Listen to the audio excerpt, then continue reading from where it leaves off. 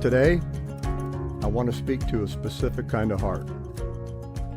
The heart of someone who has walked the long road of caregiving, love, exhaustion, and impossible decisions. If you've ever had to choose comfort care or hospice, or simply hold the hand of someone you love as their body grew tired, this episode's for you. Because grief doesn't begin at the funeral. It begins in the quiet moments when you realize you can't fix what's happening. And it continues in the silence afterward. The empty side of the bed. The questions that echo in the dark. The ache that doesn't ask for permission. Today we're going to talk about the what-ifs. The should-haves. The guilt that sneaks in even when you know you did everything you could. And we're going to talk about the God who walks with you through every one of those moments. There's a moment in every caregiver's journey when the world shifts, even if you don't realize it at the time. For me, it wasn't a dramatic moment. It wasn't a doctor rushing in or a sudden crisis. It was a quieter than that, almost too quiet. It was the moment I realized that the woman I had cared for, protected, and loved for so many years was slipping into a place where my hands could no longer hold her in the way that I used to. I didn't see it coming as quickly as it came. Maybe that's something only caregivers understand. How you can be right there every day, watching every change, every breath, every struggle, and still not be ready when the end is near. You think you'll have more time. You think you'll see the signs more clearly. You think you'll know when it's time. But the truth is you don't. You can't. Because love doesn't let you imagine the last day. Love keeps hoping. Love keeps fighting. Love keeps believing there will be one more morning. One more smile. One more moment where things feel normal again. And then suddenly, you're faced with decisions you never wanted to make. Words like comfort care, palliative, and hospice start entering the room. Even though you know these words are spoken with compassion, they still feel like a door closing. I can remember sitting there trying to be strong, trying to listen, trying to understand what was happening, but inside me, I was breaking. Because no matter how much you prepare, no matter how much you've given, no matter how long you've been a caregiver, you're never ready to say, it's time to let her rest. And even when you know it's the right choice, the merciful choice, it still hurts in a way that's hard to describe. It's a pain that settles deep in your chest, a pain that doesn't shout. It just sits there, heavy and quiet. After she passed, people had told me, you'd done everything right. They told me you'd been strong. They told me I had been faithful. They told me she is no longer suffering. And I believe that. I truly do.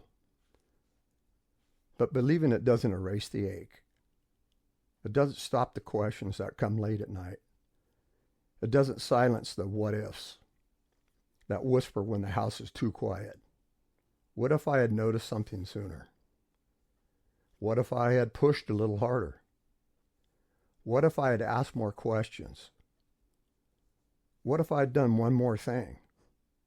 What if I'd fought a little longer? Those questions don't come from truth. They come from love. They come from the part of your heart that still wishes you could save them, even when you know saving them wasn't possible. And then there's the guilt. The guilt that shows up even when you know you made the right decision. The guilt that comes from being human, from loving deeply, from wanting to hold just a little bit longer. It's been 7 months. 7 months since Kathy passed, and there are still nights when I roll over and reach for her without even thinking. There are still mornings when the silence feels too big. There are still moments when the tears come out and they just run out. I just have to let them fall. Because grief doesn't follow a schedule. It doesn't care how strong you are. It doesn't care how much time has passed. It comes in waves. Some gentle, some overwhelming, and all you can do is breathe through them. But here's what I've learned in those moments. Grief does not sign that you failed. Grief is not a sign that you made the wrong choices. Grief is not a punishment. Grief is love with nowhere to go. Grief is the echo of life shared. Grief is the proof that you cared with your whole heart. And even in the hollow moments, the empty bed, the quiet house, the memories that still hit without warning, God is there. Not to erase the pain, but to sit with you in it. Not to take away the ache, but to remind you that love doesn't end. Not to answer every question, but to hold you steady while you learn to breathe again. This is the part of the journey no one talks about. The part after caregiving ends. The part after the decisions are made. The part after the world moves on, but your heart hasn't caught up yet. If you're in that place, if you're living that after, I want you to know this. You're not alone. Your questions don't make you weak. Your tears don't mean you failed. Your grief doesn't mean you made the wrong choice. It means you loved someone deeply. And love like that always leaves an imprint. There's something I've learned in these months since Kathy passed, and it's something I wish someone had told me earlier. Caregivers carry a kind of weight that most people never see. It's not just the physical work, the appointments, the medications, the long nights, the constant watching and worrying. It's the emotional weight, the spiritual weight, the responsibility of loving someone through their most vulnerable moments. And when the time comes to choose comfort care or hospice, or simply to stop fighting a battle that can't be won, the weight gets even heavier, not lighter. People on the outside might think that's a simple decision. They might say, you did the right thing. They might say, she's not suffering anymore.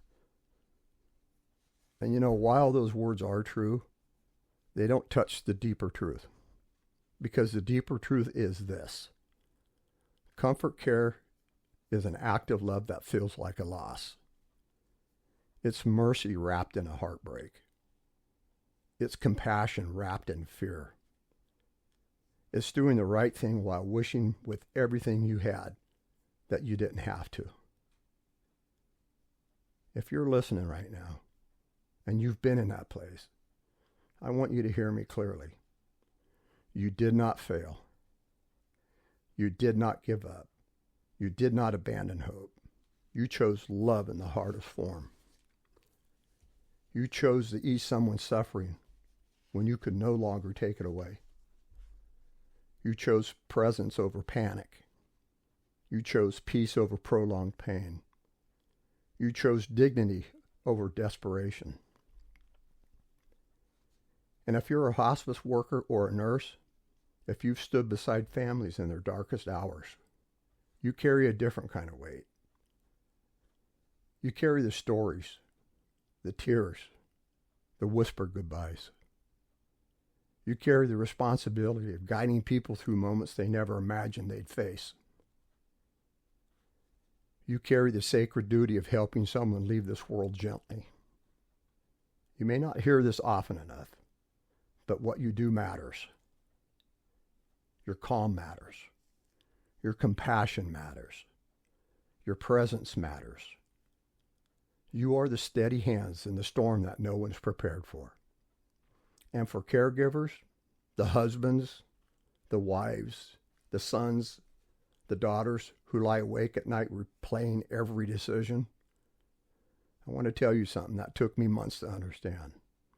The what ifs are not signs of failure. They are signs of love. They are the mind's way of trying to rewrite a story the heart wasn't ready to finish. But here's the truth. You made the best decision you could with the information you had, in the moment you had it, with the love you carried in your chest. And love like that, love that shows up every day, love that stays until the last breath, love that chooses mercy over fear, that love is never wrong. Now, you may still feel the ache, and you may still feel the emptiness. You may still feel the guilt that sneaks in when the house is quiet. But none of that means you failed. It means you cared so deeply that your heart is still catching up with the reality of your mind already knows. And God sees that. He sees the nights you stayed awake. He sees the moments you broke down in private. He sees the strength you didn't know you had. He sees the love you poured out until there was nothing left to give. And he holds it. He holds all of it. The grief, the guilt, the questions, the memories, with the tenderness that only he can offer. You're not alone in this. Not in your questions, not in your pain, not in your healing. This journey is shared by more people than you realize. And tonight, I want you to know that your story mattered. Your love mattered. Your decisions mattered. And the person you cared for, they knew. They felt it. They carried it with them all the way home. Now, this episode's poem that I wrote is called The Last Good Night. I want to share it with you. I held your hand that final night. Your breath so soft the room was quiet. The world felt small, the shadows long, yet love stayed steady, brave and strong. I whispered things I'd meant to say, the ones I'd saved for one more day. But time slipped in without a sound, and all my words came pouring out. I prayed for peace, and I prayed for rest. I prayed I'd know what choice was best. I thought my heart was breaking through, and I chose the gentler road for you. I still reach for your side of the bed.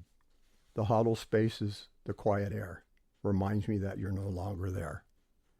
And yet I know, I feel it still. Your love remains, it always will.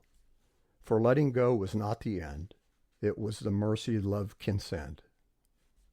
So if tonight your heart feels tight from choosing someone's last good night, know this truth, soft as prayer. You showed them love beyond compare.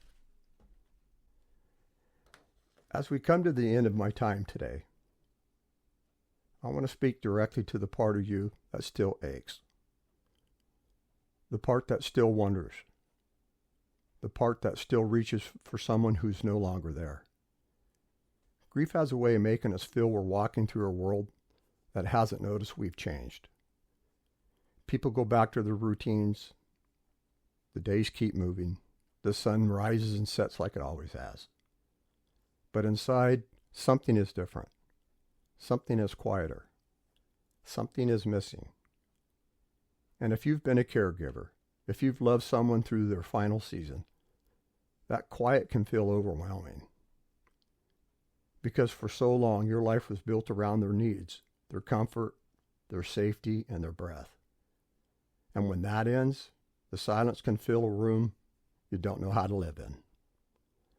But I want you to hear this. The love you gave didn't disappear with their final breath. The care you offered did not vanish when the room grew still.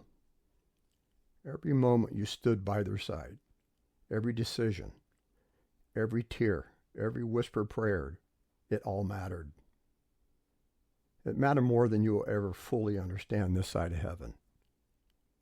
You may still feel the guilt. You may still feel and have the questions. You may still feel the ache that rises without a warning. But none of this means that you've failed. It means you love someone so deeply your heart is still learning how to carry the weight in their absence. And God sees that. He sees the nights when sleep doesn't come. He sees the mornings when the bed feels too big. He sees the moments when you hold your breath because a memory hits you so hard you have to sit down. He sees the tenderness, the devotion, the quiet courage you're living out day to day. And he whispers to you, not in thunder, not in lightning, but in the soft places of your soul. You did well. You loved well. You chose mercy. You chose compassion. You chose a path that honored their dignity and eased their suffering. And maybe tonight, that's what you needed to hear. Not that the pain will disappear. Not that the questions will suddenly stop. But you are held and you are understood. You're not walking this road alone. So after you step into the rest of your day, as you sit in the quiet, as you breathe through whatever rises in your chest, may you feel the presence of the one who walks beside you. May you feel the steady hand of God on your shoulder. May you feel the truth that love does not end. It has simply changed form. And may you find, little by little, that the hollow places begin to fill with peace. I want to thank you for spending time with me on Faith Between the Lines. I hope that the words met you gently, right where you are. And until we meet again, may God comfort you in the places that still ache. May he strengthen you in the moments that feel too heavy. And may he remind you again and again that love endures, mercy heals, and you are never, never alone.